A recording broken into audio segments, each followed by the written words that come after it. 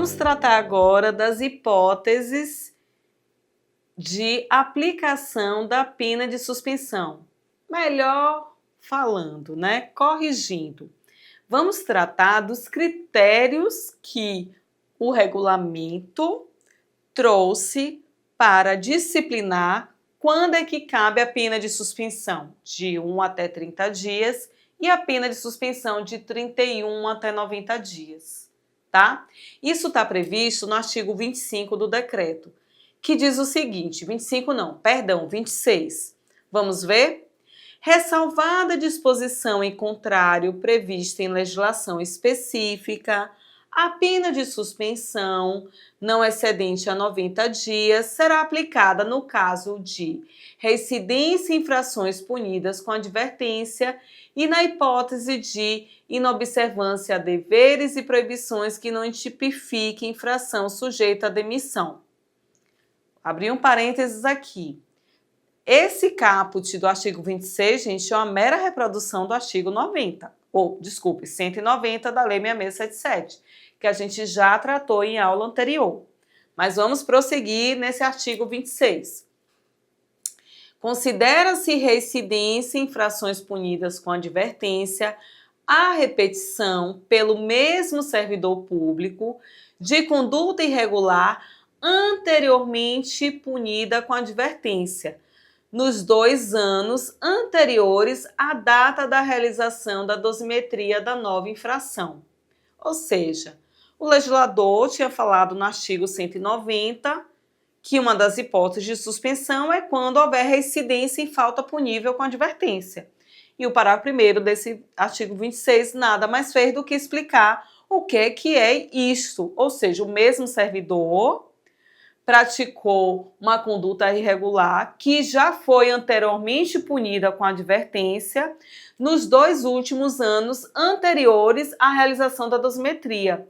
Dosimetria esta, que eu já falei, que vai ser realizada de forma prospectada, ou seja, em tese, ao final da investigação preliminar e da sindicância, porque tem que ser feito isso, para eu verificar se cabe ou não a realização, a celebração, propor ao servidor investigado ou sindicado a celebração de TCD, de termo de compromisso disciplinar. Ele não é obrigado a aceitar. A gente vai ver tudo isso quando a gente falar do procedimentos, as condições, tá?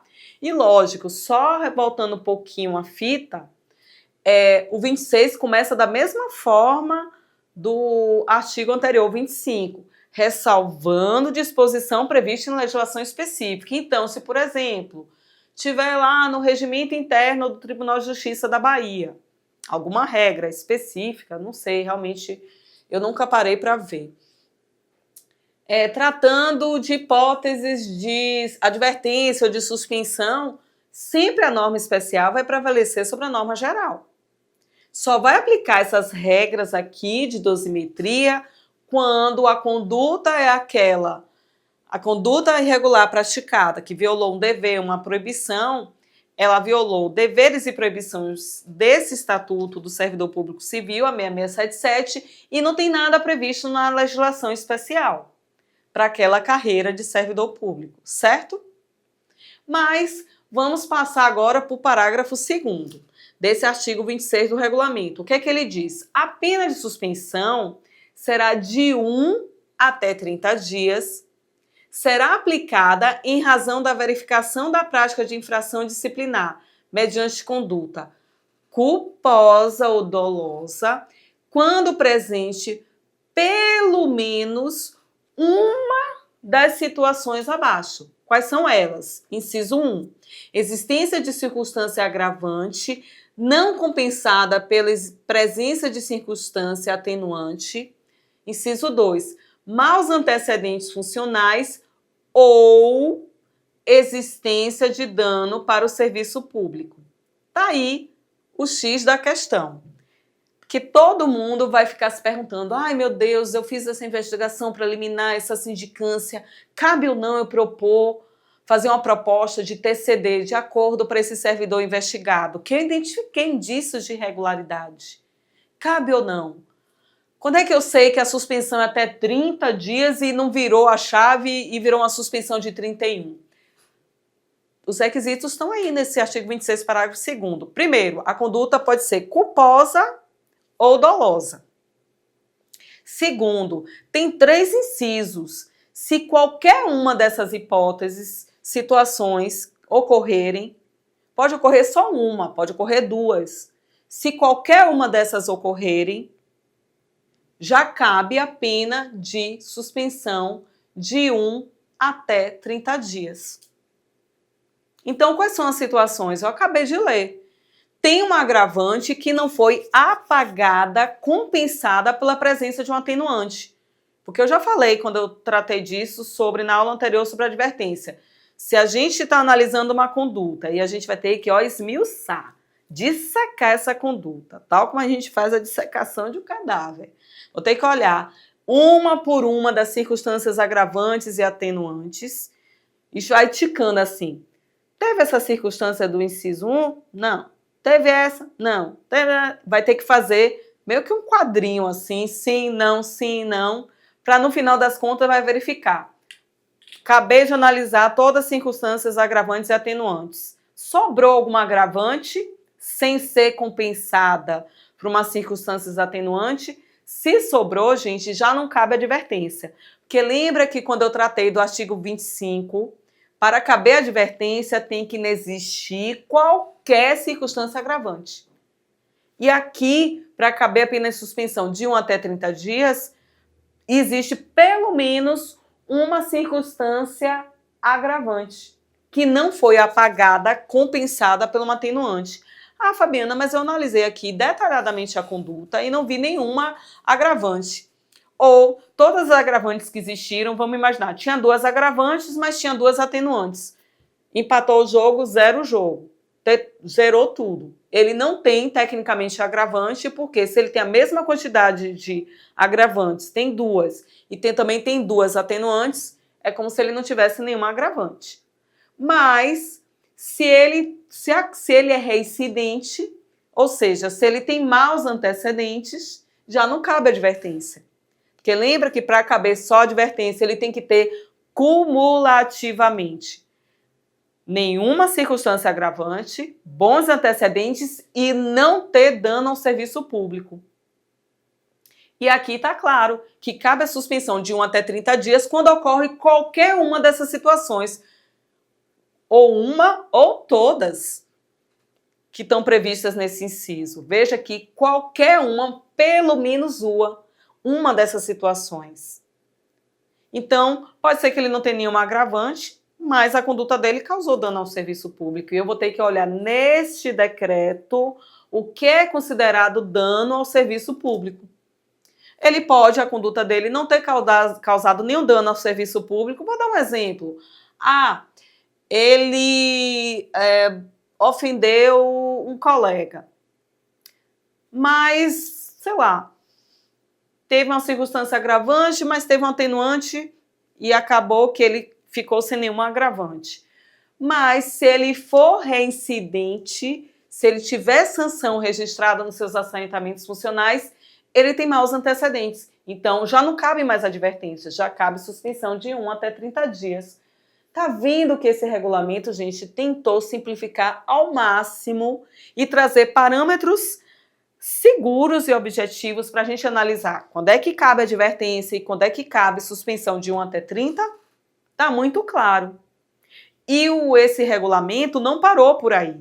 Se a gente prosseguir na leitura do artigo 26, ele continua no parágrafo 3º, agora tratando do quê?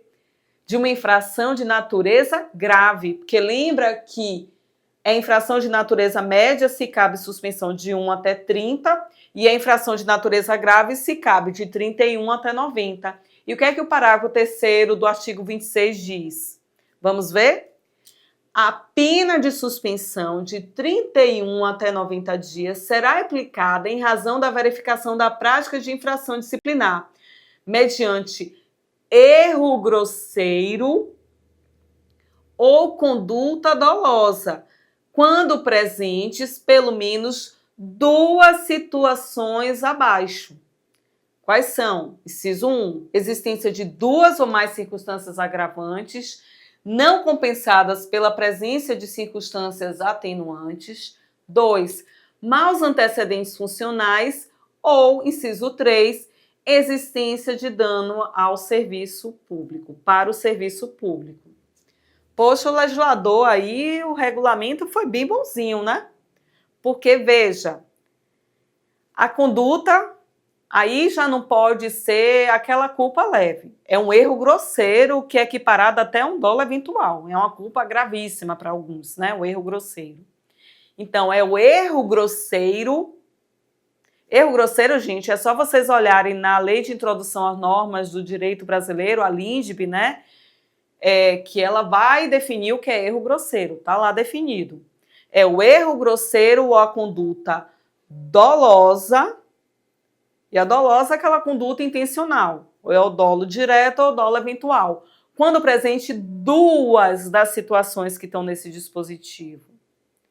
E o que é que o dispositivo exige?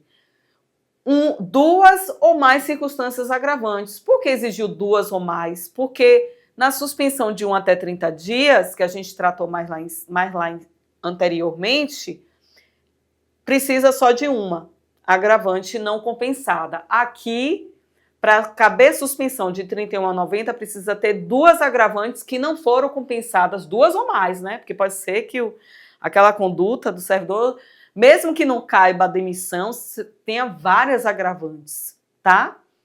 Então, aqui, 2 ou mais, maus antecedentes ou dano ao serviço público. Então, tem que ter 2 dessas 3 situações, 2 têm que estar presentes. Porque se esses requisitos todos não estiverem atendidos, a suspensão não é de 31 a 90, ela volta a ser de 1 a 30, que é tratado no parágrafo anterior. E a infração deixa de ser grave para ser média. Então, assim, o legislador foi uma mãe aí, né? Ele fez um esforço para ter um TCD, porque só vai caber TCD quando a pena for de advertência ou de suspensão de 1 até 30 dias. Então, tá bem mastigadinho nesse decreto como fazer essa dosimetria. Só basta agora eu tratar desses requisitos. O que é circunstância agravante por esse regulamento? O que é considerado circunstância atenuante por esse regulamento? O que é dano ao serviço público? O que deve ser considerado bons ou maus antecedentes? Eu acabei antecipando aqui algumas coisas, mas isso vai ser assunto para a próxima aula.